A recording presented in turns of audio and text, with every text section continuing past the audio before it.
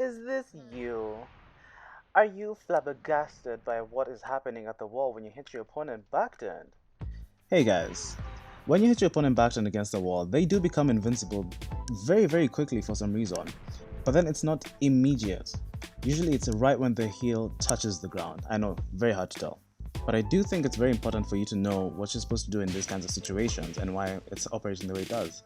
Now, before her heel touches the ground, you can hit her with some moves, however the wall slump is so high that you have very little time to do anything proper. If your character has a standard jab and a move with a very low hitbox that's less than 17 frames, you can use that as your wall combo. Nice and simple. But first let's talk about a hard wall splat. We'll call it a hard belly splat, where you hit them face first into the wall.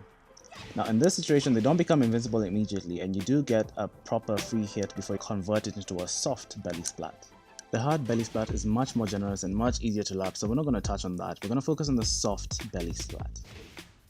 A soft belly splat incorporates you carrying your opponent to the wall in any way, shape or form, face first. This of course is more important for some characters way more than others, but I think it's good to know anyway, especially if you're on the receiving end of these combos, because that kind of okay situation is very good for your opponent if you're eating these kinds of wall combos. Remember we said that you can get one hit and then a very quick less than 17 frame move, so if you do a delayable string, you don't delay it as much as you normally would for a forward facing wall slump because the wall slump is much higher. One other thing you need to keep in mind is that the first hit of your wall combo does more damage than an unscaled wall hit, so you would want to get a normal hard hit rather than time the scaling if it's going to be the first hit of your combo, if you notice the damage difference there. If you want to make the most of a belly splat situation, you want to knock them as high up on the wall as possible so that you get enough time to continue with your wall combo. Remember the wall combos in this situation are very particular, so you need to properly lab a combo or use a move that has very little frame gaps in it so she doesn't become invincible before the combo ends. It's also in your best interest to use a wall carry move that has good recovery or just leaves you right in front of the opponent so you don't have to dash, because that dash, even if you do like a 2-frame dash, is gonna kill your ability to do a proper wall combo, and we don't want that. We want that damage. In Ganyu's case, Ganyu's down forward 1+2 offers much more lift, allowing you to dash a bit more comfortably to continue your combo. There are still multiple ways to do a wall combo in this situation, so it is in your best interest to lab if your character will have these kinds of situations, because you want to make the most of every single drop of damage, especially after the wall combo nerfs and health buffs. You don't want your opponent's character to stay alive, because they will get up and they will make a comeback. So find out what works for you. Even if you don't play a character that has these situations often, just go to the lab, see what works, and then if it happens, you'll be ready for it.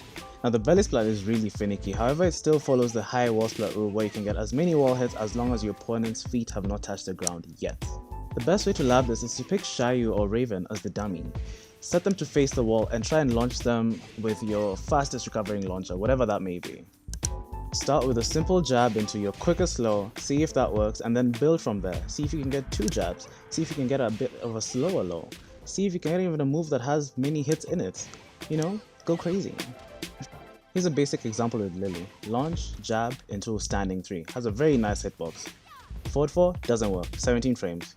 Don't know if it's the hitbox, don't know if it's the frames, I think it's the frames. 1-2 jabs works. What about 2-4? Will that work? I don't even get a jab string, the gap is too big. That only happened because of the weird wall angle. On a normal angle it doesn't work, again the gap is too big, need something a bit more airtight. And now that I know that, if I launch her this way, I can get my jab into standing 3 into damage, 65 damage. However, you can still get a bit more creative. I mean, this timing's a bit more strict, but feel free to go crazy. Have fun with it, but make sure you get that damage, so we want that damage. The most reliable bet is to do a traveling single hit high damage move. You still get about the same damage. Very hard to drop that way.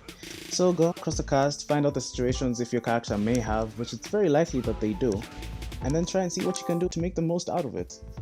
It's free damage, so go for it.